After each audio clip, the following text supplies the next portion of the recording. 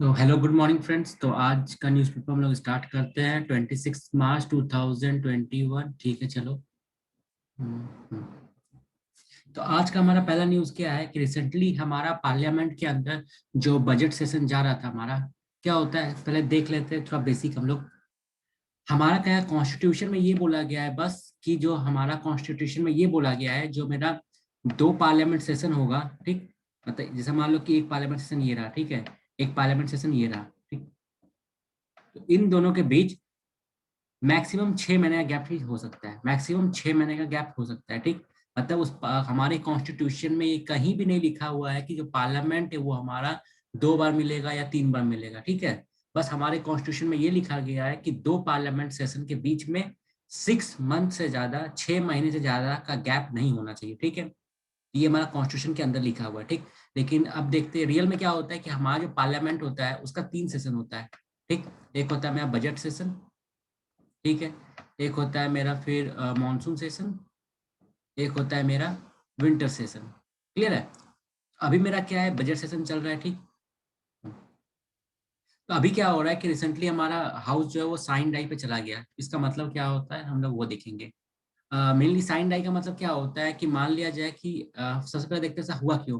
क्या है कि ऐसा बोला है कि अभी बहुत सारे स्टेट में इलेक्शन है, इसीलिए जो पार्लियामेंट को जो 14 डेज के बाद मतलब बजट सेशन एंड होना था, बट वो 14 डेज पहले ही उसको बंद कर दिया गया बाय साइन डाई। अब साइन डाई होता क्या है, देखो। साइन डाई हमारा ऐसा प्रोसेस है, जैसे नॉर्मली क्या होता है कि अगर मान लो आप स्कूल में पढ़ रहे हो, ठीक। नॉर्मली क्या होता है जब आपका समर वेकेशन होता है आपका, तब क्या समर वेकेशन हो गया आपका, ठीक है। तो टीचर क्या कहता है नॉर्मली कि भैया आप 2 महीने के बाद स्कूल आना, ठीक है। तो यहाँ पे क्या टीचर आपको बता दे रहा है, ठीक है, कि भैया 2 महीने के बाद स्कूल आना, ठीक। लेकिन अगर मान लिया जाए कि टीचर ने ये बोला है कल से स्कूल बंद, से मान लो कि जैसे कोरोना का टाइम आया, ठीक है। तो क्या हुआ कि स्कूल वालों ने क्या बोला कि भैया कल से आपका स्कूल बंद। मतलब कब तक बंद रहेगा वो आपका नहीं बताया गया, ठीक है। उसने सिर्फ ये बोला कि स्कूल बंद हो गया कल से स्कूल बंद हो जाएगा, लेकिन एंड पीरियड आपको नहीं बताई कब तक बंद रहेगा, ठीक। तो जब क्या होता है जब किसी भी हाउस को, यानी हमारा पार्लियामेंट हाउस है उसको अगर एडजर्न कर दिया जाता है, मतलब खत्म कर दिया जाता है विदाउट उसको ये बताया कि नेक्स्ट टाइम हम लोग कब मिलेंगे, ठीक है, इनडेफिनिट पीरियड के लिए, तो वो हमारा कहलाता है साइन डाई, ठीक है। जैसे इस केस में, कोरोना वाले केस में, कि भैया बच्चों को तो पता है नहीं कि अल्टीमेटली स्कूल में कब खुलेगा। तो एक मतलब विदाउट एंडिंग टर्म के जाने बिना हम लोग स्कूल बंद है यहाँ पे। तो अब देखते हैं इसका, ये तो हमने समझने के लिए समझ लिया, बट एक फॉर्मल डेफिनेशन देखते हैं इसका। तो साइन डाई होता है क्या, mainly means without assigning a day for a further meeting, मतलब बिना ये बताए कि अगली बार हम कब मिलेंगे, ठीक है। Legislative body adjourn when it adjourn without appointing a day on which to appear or season again, मतलब बिना बताए कि अगली बार हम कब मिलेंगे, हाउस को एडजर्न कर दिया जाता है, तो ये हमारा होता है साइन डाई, ठीक है। तब आगे बढ़ते हैं। तो अब जैसे ये न्यूज रहा, ठीक है हमारा। अब क्या हमारे लिए ये न्यूज बिल्कुल इंपॉर्टेंट नहीं है, तो इसको पढ़ के अपना टाइम वेस्ट नहीं करना है, ठीक है। लेकिन जैसा कि हमारा क्या है कि जब भी कोई हमारा कोई कैनाल हमारा हुआ या स्ट्रेट हो गया या फिर बे हो गया हमारा, ठीक है, अगर वो न्यूज में होता है तो उसका ज्योग्राफिकल पोजीशन देखना ज्यादा अच्छा रहता है। तो हम लोग इस न्यूज को नहीं पढ़ेंगे, बट हम लोग देखेंगे क्या कि जो स्विच कैनाल है उसका पोजीशन क्या है, ठीक है। तो ये डायग्राम देखो पहले। तो क्या स्विच कैनाल जो है वो क्या होता है कि मेडिटेरियन सी और रेड सी को जोड़ता है। ये इंपॉर्टेंट चीज याद रखना, क्या स्विच कैनाल मेरा क्या है, मेडिटेरियन सी को और रेड सी को जोड़ता है, ठीक है। क्लियर। कैसे जोड़ता है, मेडिटेरियन सी के पास क्या मेरा पोर्ट सेड है और यहाँ पे स्वेज पोर्ट है मेरा, ठीक है। तो दोनों को जोड़ने का काम करता है। ये मेनली क्या है, ह्यूमन मेड है, ये नेचुरल नहीं है, इसको ब्रिटिशर्स ने बनवाया था, ठीक। ये पूरा का पूरा इजिप्ट में ही लोकेटेड है। क्लियर है, देख रहे हो ये इजिप्ट यहाँ तक है मेरा, और ये यहाँ पर है, तो इजिप्ट के अंदर ही पूरा लोकेटेड है ये। अब हमारा दूसरा न्यूज देखते हैं हम लोग। ये देखो, अब ये न्यूज में क्या अलास्का टॉक का बात चल रहा है, ठीक। तो रिसेंटली अलास्का टॉक किसके किसके बीच में हुआ था, ये देख लो उसका। अलास्का टॉक जो हुआ था यूनाइटेड स्टेट्स और चाइना के बीच में हुआ था, अलास्का में, ठीक है।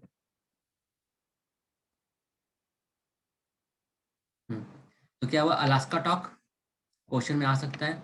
अलास्का टॉक किसके किसके बीच में हुआ था, ये मेनली जो बातचीत हुआ था यूएसए और चाइना के बीच में हुआ था, ठीक।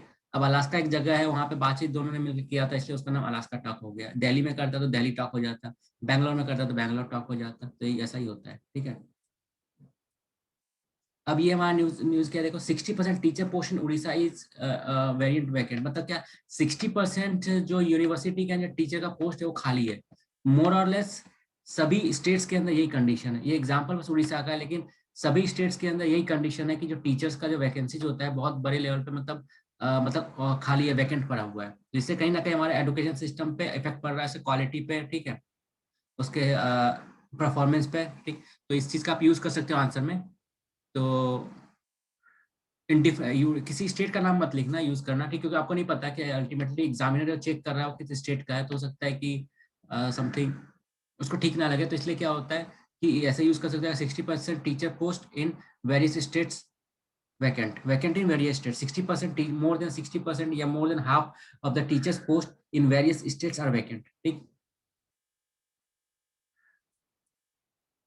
अब एक हमारा जैसे ये न्यूज है, ठीक है, तो ये न्यूज पर्टिकुलर इंपॉर्टेंट नहीं है, बट एक बॉडी का नाम यहाँ पर है हमारा नेशनल ह्यूमन राइट कमीशन। इसके बारे में हम लोग थोड़ा देख लेते हैं।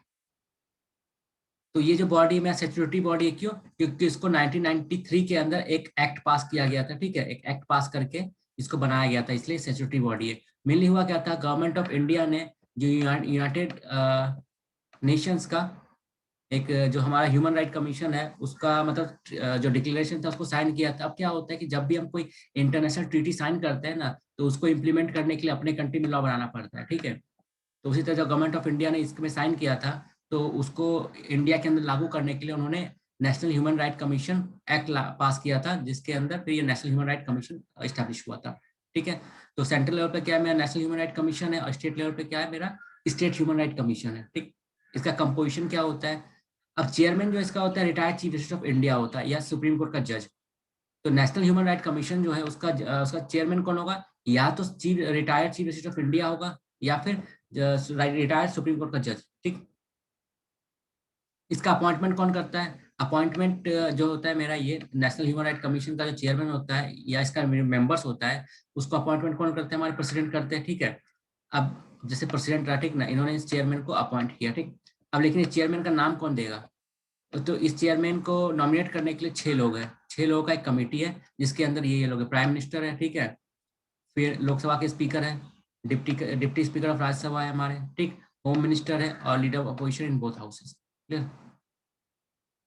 इसका रिमूवल कैसे होता है? 3 ईयर का टर्म होता है, 3 ईयर या 70 ईयर, जो पहले हो जाए। The president can remove them from the office under specific circumstances, मतलब प्रेसिडेंट चाहे तो उसको मतलब किसी पर्टिकुलर केस में उसको रिमूव भी कर सकता है। तो केस कौन कौन सा है वो इंपॉर्टेंट नहीं होता ना, बहुत ज़्यादा डिटेल हो जाएगा वो। हाँ, अब हमारा आज का एक और दूसरा न्यूज़ है इंपॉर्टेंट, कौन सा ये? कल हमने क्या पढ़ा था ना कि हमारा जो साउथ चाइना सी है हमारा, ये वाला पोर्शन, तो यहाँ पे क्या है कि चाइना बोलता है ये मेरा पूरा है, लेकिन क्या वियतनाम बोलता है ये भी मेरा, यहाँ पर भी मेरा कुछ पार्ट है। फिलीपींस भी बोलता है ये मेरा कुछ पार्ट है, ठीक। हमने देखा था स्पीटी आइलैंड है, ये सब पार्सल आइलैंड है यहाँ पर। कल देखा था हमने।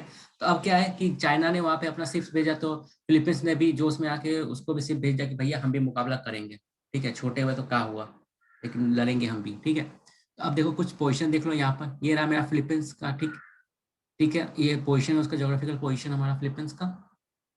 ये जापान, ये रहा मेरा जापान रहा, ठीक है, ये रहा मेरा वियतनाम, ये रहा मेरा ब्रूनी, मलेशिया, क्योंकि बहुत बार यूपीएससी में क्या होता है, नॉर्थ साउथ वो लोग पूछ लेते हैं कंट्री का नाम, तो इसलिए एक आइडिया होना चाहिए। हमारा मलेशिया ये रहा, ये भी मलेशिया ये यहाँ पर वैसे, ठीक है। ये रहा ब्रूनी मेरा यहाँ पर है, फिलीपींस यहाँ पर है, पैरेलली कंबोडिया, वियतनाम इसका पैरेलल हो रहा है, ठीक है। तो देखते हैं अगला न्यूज में, देखते हैं हम लोग। हाँ, अब जैसे कल हम लोगों ने इलेक्ट्रल बॉन्ड के बारे में सफिशिएंटली पढ़ लिया था, बट आज फिर से अगर एडिटोरियल आया तो हम लोग डिस्कस कर लेते हैं।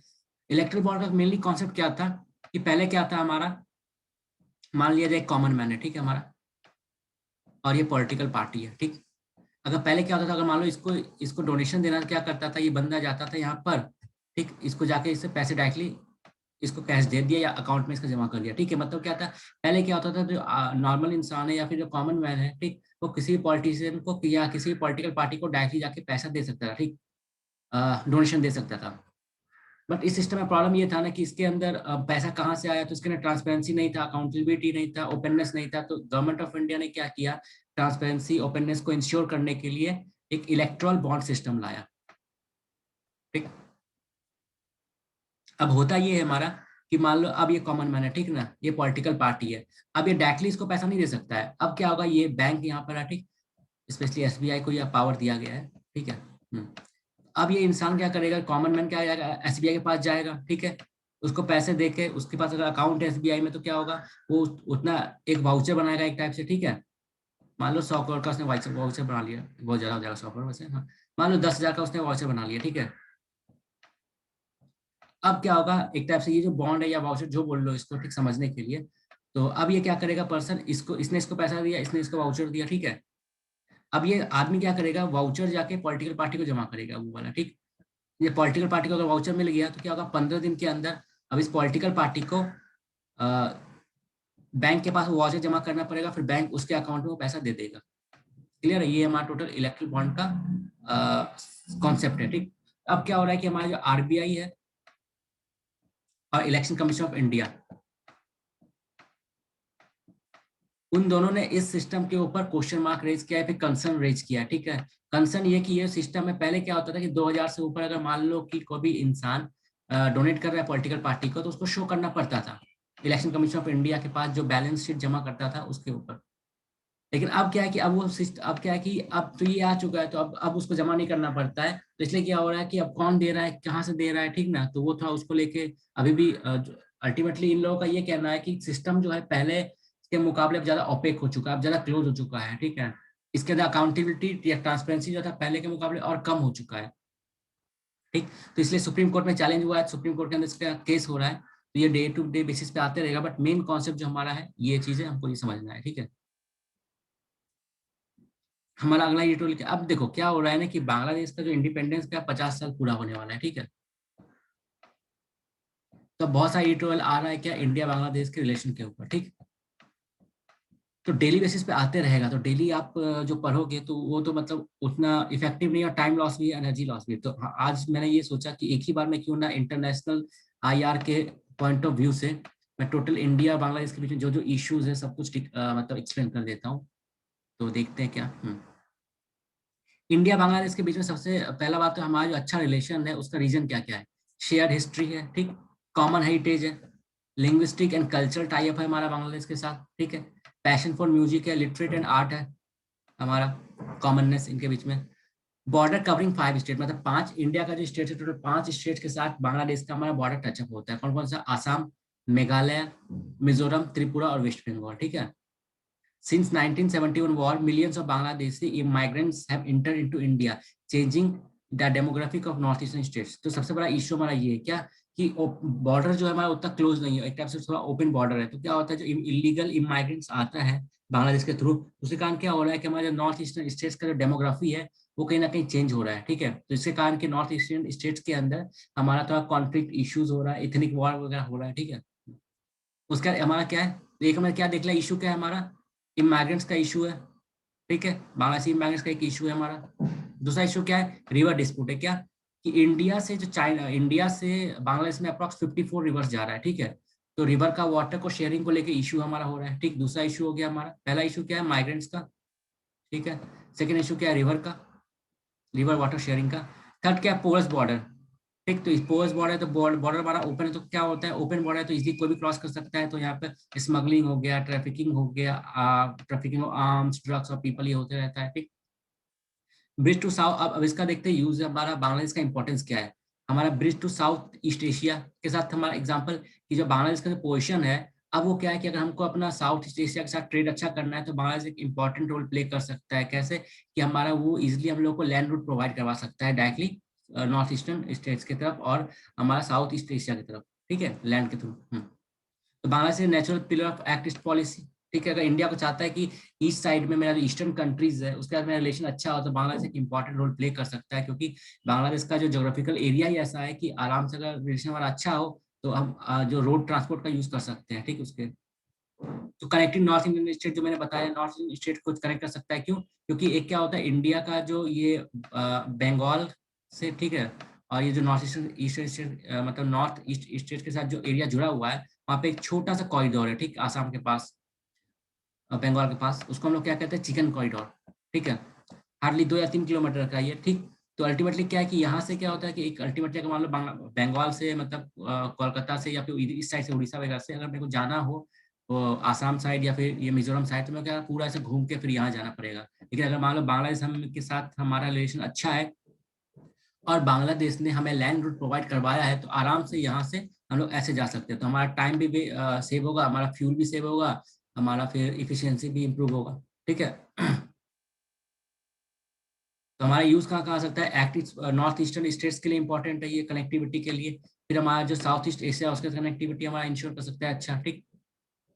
Transport agreement with Bangladesh will result socio-economic development of Northeast India and thus help in containing insurgency। क्योंकि सिंपल सा बात है, अगर नॉर्थ ईस्टर्न स्टेट्स है वहाँ पे इकोनॉमिक कंडीशन इंप्रूव होगा तो ये जो हमारा जो मिलिटेंट्स ग्रुप है तो उनके लिए भी एक टाइप से प्रॉब्लम क्रिएट होगा। ठीक है।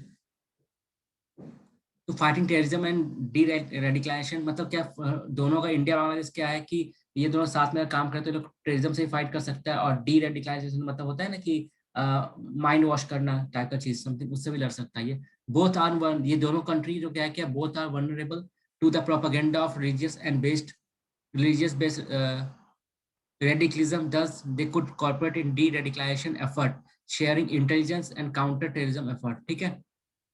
तो ये दोनों कंट्री कहीं ना कहीं हमारा क्या है कि कहीं ना कहीं दोनों मतलब टेररिज्म से, आतंक से परेशान है और दोनों का विक्टिम है। तो ये दोनों अगर कॉपरेट करें तो ये लोग मतलब इंटेलिजेंस शेयरिंग कर सकता है एक दूसरे के साथ। ठीक है। काउंटर टेररिज्म एफर्ट कर सकता है, जिसके कारण कि हमारा दोनों कंट्री कहीं ना कहीं टेररिज्म के से मतलब लड़ सकता है।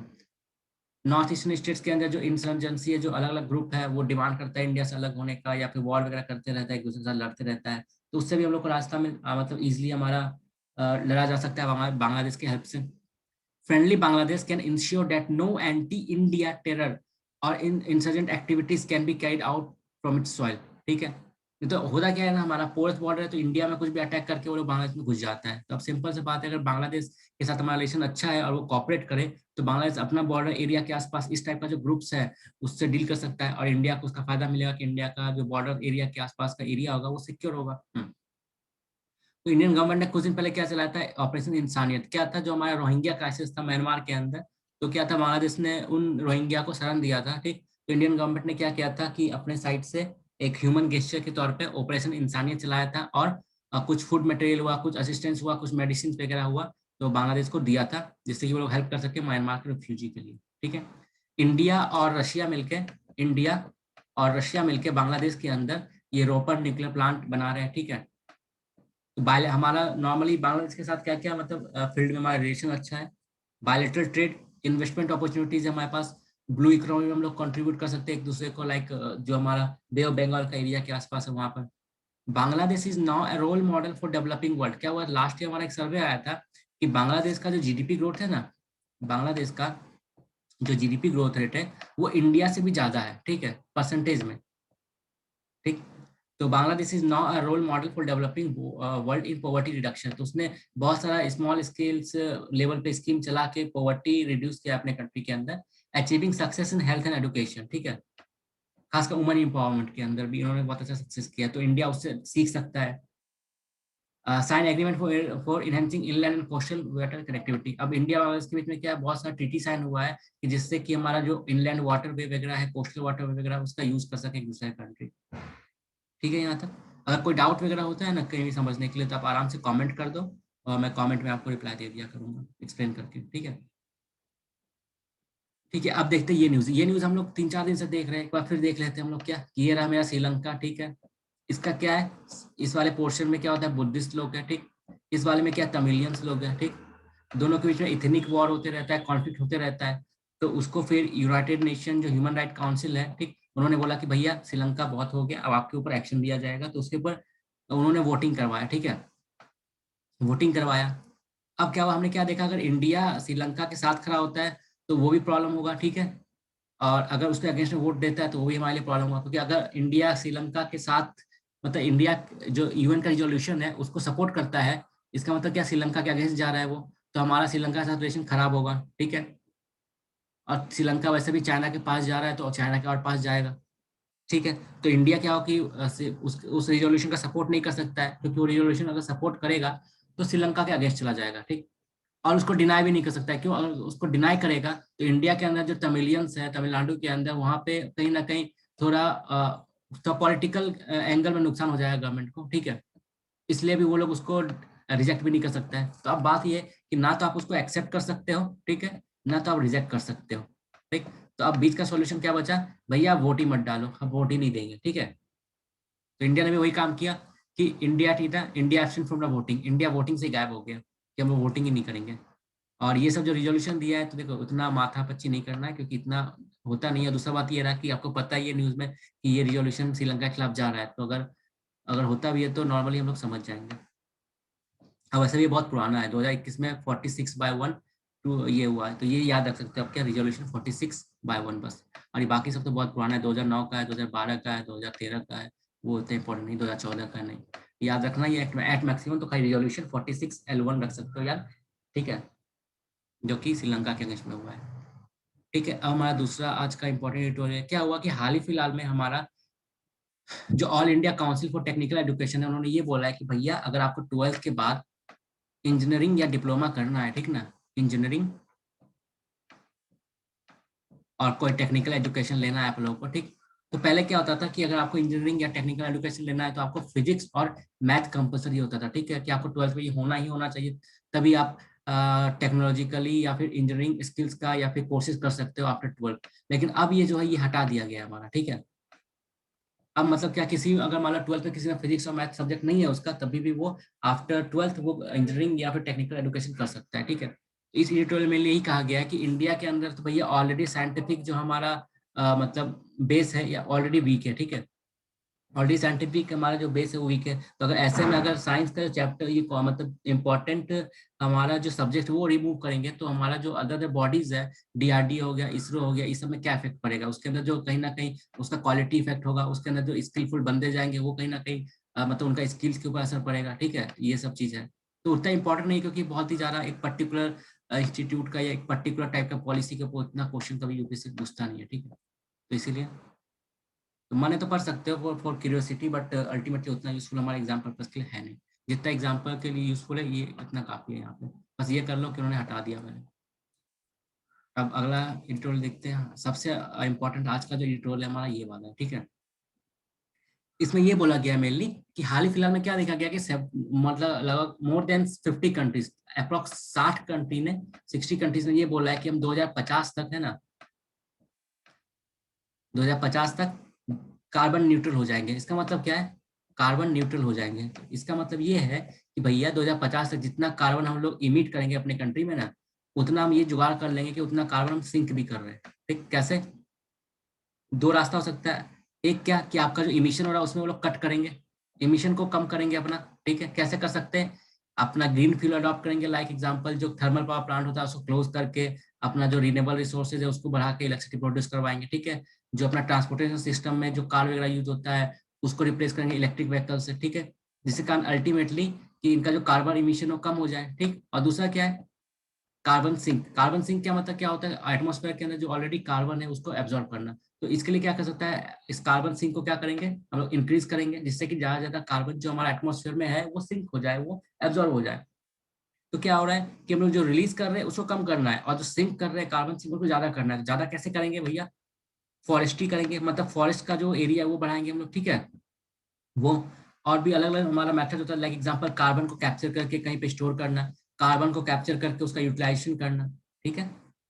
तो ये मेनली तरीका होता है मेरा। तो वही बोला है कि हमारा जो 60 कंट्री अप्रोक्स 60 कंट्रीज, उन्होंने ये बोला है कि 2050 तक हम लोग कार्बन न्यूट्रल बन जाएंगे, ठीक है। हाँ, इससे हो जाएगा। तो अल्टीमेटली अब ये जो 60 कंट्री है वर्ल्ड का, इतना इंपॉर्टेंट नहीं है सब चीज, बस ये याद रखना कि 60 कंट्री ने बोला है कार्बन न्यूट्रल हो जाएंगे। अब कार्बन न्यूट्रल हम लोग क्या मतलब क्या होता है, कार्बन न्यूट्रल का मतलब ये होता है हमारा जो इमिशन कर रहे हैं ना उस इमिशन को रिड्यूस करना, और कार्बन सिंक जो कर रहे हैं उस कार्बन सिंक को इंक्रीज करना, ठीक है। हम लोग ये अपना जो इमिशन है कैसे रिड्यूस करेंगे, हम लोग जो रिन्यूएबल एनर्जी है उसका शेयर बढ़ाएंगे, ठीक है। रिन्यूएबल और उसके बाद जो इलेक्ट्रिक व्हीकल्स है वो अडॉप्ट करेंगे, ठीक। सोलर पावर प्लांट का यूज करेंगे। तो ये सब चीज हमारे इसके कारण हमारा जो अल्टीमेटली जो इमिशन होता है ना फॉसिल फ्यूल्स के थ्रू वो हमारा कम हो जाएगा।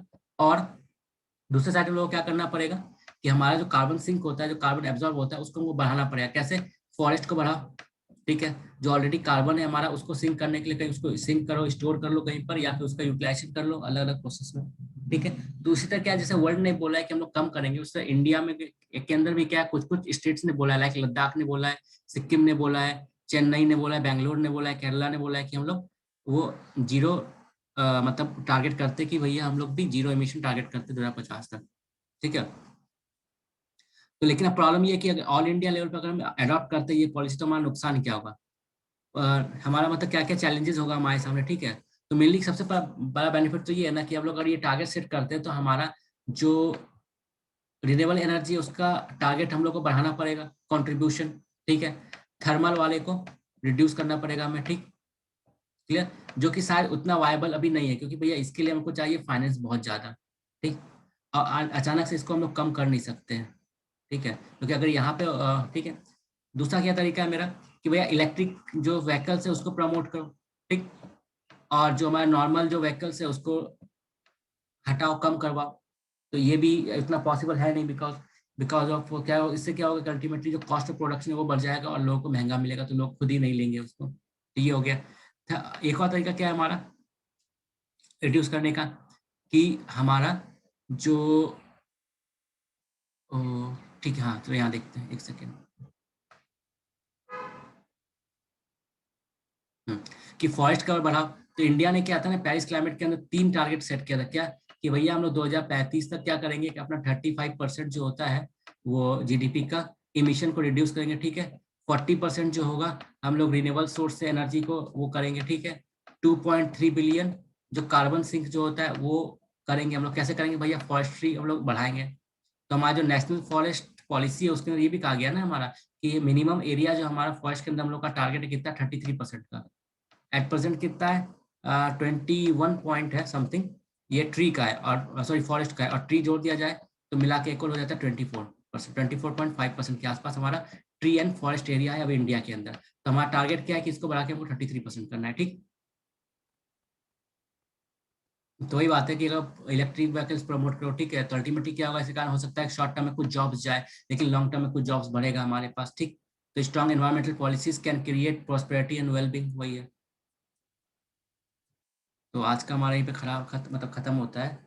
तो फिर कोई डाउट्स वगैरह तो आप कमेंट में पूछ सकते हो। तो थैंक यू। और एक और अनाउंसमेंट है कि आज से क्या हो रहा है कि हम लोग खासकर प्री के लिए स्पेशली, तो अभी क्या हो रहा है कि हम लोग सब्जेक्ट वाइज डेली 10 से 12 क्लास करने वाले हैं। ओपन सेशन होगा सभी के लिए। मेरे ये 10 PM है, ठीक ना, क्योंकि दिन भर अपना स्टडी करके शाम को अपना आराम से हम लोग कर सकते हैं। तो इसके अंदर मेनली क्या हम लोग कवर करने वाले हैं कि जैसे पॉलिटी हो गया, ठीक है, तो उसका नोट्स प्लस PT 365 उस तरह इकोनॉमिक्स का भी हम लोग कवर करेंगे, हिस्ट्री भी करेंगे, ज्योग्राफी भी कवर करेंगे, ठीक है। फिर हम लोग इन्वायरमेंट भी कवर करेंगे। इन्वायरमेंट के अंदर जो नोट्स होगा वो IS संगर का नोट्स होगा, ठीक, IS संगर का इन्वायरमेंट का नोट्स होगा प्लस PT 65 होगा, ठीक है। तो ये हमारा ये सभी सब्जेक्ट का ऐसे हमारा ये मतलब टारगेट है कि हम लोग को कंप्लीट करना है, जिससे हम लोग प्री का प्रिपरेशन आराम से कर सके, मतलब प्री का आराम से हमारा क्लियर हो जाए, ठीक है। और नॉर्मल सा बात है कि ये इनफ है, मोर देन इनफ है हमारा प्री के लिए, सफिशियंट है प्री क्लियर करने के लिए हमारा, ठीक। इसके अलावा क्या है CSET 2 के लिए, कि देखो ज्यादा इस CSET 2 का जो मेनली कॉन्सेप्ट क्या होता है हमारा, एक हो गया हमारा पैराग्राफ, ठीक, कॉम्प्रहेंसिव, और एक होता है मेरा क्या, मैथ और रीजनिंग का पोर्शन, ठीक है। अगर आप डेली बेसिस पे ये 12 कर रहे हो, पढ़ रहे हो, तो कॉम्प्रहेंसिव मोर और लेस आपके लिए इजिली आप कर सकते हो। और थोड़ा हमारा जो ये बचा मैथमेटिक्स, तो इसमें क्या होता है, SSC टाइप का मैथमेटिक्स नहीं आता है जहाँ पे आपको बहुत ज्यादा हार्ड वर्क या फिर फॉर्मूलाज करना पड़े। तो यहाँ पे बेसिक आप बिना फॉर्मूलाज के भी आराम से क्वेश्चंस कर सकते हो, ठीक है। तो इसके लिए ज्यादा मेहनत नहीं, हमारा जो मतलब वो है, हम लोग 4 से 5 साल का CSET 2 का पेपर लाइव क्लास में सॉल्व करेंगे मिलके। That will be enough for CSET 2, क्योंकि अल्टीमेटली क्वालिफाइंग पेपर है हमारा, 66 स्कोर करना है हमारा इसमें, ठीक है। और अकेले सिर्फ कॉम्प्रहेंसिव से ही हमारा अप्रॉक्स 100 नंबर हो जा रहा है, ठीक है। और जो भी होगा इससे हो जाएगा, तो इसके लिए कोई इतना टेंशन नहीं है। मेनली हम लोग का फोकस होना चाहिए पेपर 1 के ऊपर, लेकिन फोकस करते हुए CSET 2 को भी इग्नोर नहीं करना है। उसके लिए भी हम लोग को सफिशिएंट प्रिपेयर करना है। तो 4 से 5 साल का पेपर करने के बाद हम लोग को इनफ आइडिया मिल जाएगा हम लोग को, ठीक है। और E12 कर रहे हैं तो उसका फायदा हम लोग कॉम्प्रिहेंसिव में मिल ही जाएगा। तो वही बात है कि अगर कोई अगर ये क्लास मिलनी क्या फ्री ऑफ कॉस्ट है, ठीक है। इसके लिए आपको कुछ पे नहीं करना पड़ेगा, ठीक। तो अगर आप इंटरेस्ट, और दूसरा बात ये रहा कि ज़्यादा स्टूडेंट को इसमें अलाउ नहीं किया जा सकता, बिकॉज उससे कहीं ना कहीं जो क्वालिटी वाले स्टूडेंट्स हैं और जो सीरियसनेस है वो इम्पैक्ट करेगा। इसलिए 5 से 6 बच्चे को ही मतलब उस लाइव सेशन में हम लोग गूगल मीट पे जो हमारा लाइव सेशन होगा उसमें अलाउ कर सकते हैं। तो उसमें से ऑलरेडी 2 तो हो चुके हैं। तो आप अगर आप चाहते हो कि आपका मतलब कुछ आपको लग रहा है कि नहीं ऐसा होने मेरे को फ़ायदा मिल सकता है, तो आप लोग मैसेज कर सकते हो। तो उसके बाद इवनिंग में हम लोग डिसाइड कर लेंगे कि अल्टीमेटली वो बाकी जो 4 बच्चे हैं वो कौन होंगे, ठीक है? तो थैंक यू आज के लिए। तो कल मिलते हैं फिर कल के न्यूज़पेपर के साथ। Have a good day.